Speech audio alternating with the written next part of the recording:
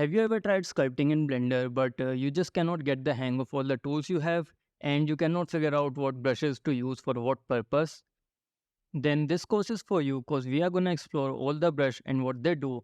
We are going to explore some practical situation where you can choose different brush to get the job done easily and sufficiently. We are going to talk about the face sets and why they are super useful. Then we'll talk about the tools that Blender provides in Sculpt mode so that the workflow becomes faster and easier. We will also explore painting in Sculpt mode so that we can just paint objects in Blender and use them as material. We will talk about the mindset and principles of sculpting and what sculpting is all about. Actually, sculpting is all about adding and removing volumes sufficiently, and this is what we are going to be talking about in the course as well. Then we would create a pumpkin to use all of our previous knowledge and apply that into that particular project. Finally, we would paint it and create a material from that paint to cover all the aspect of sculpting and painting and finish a project.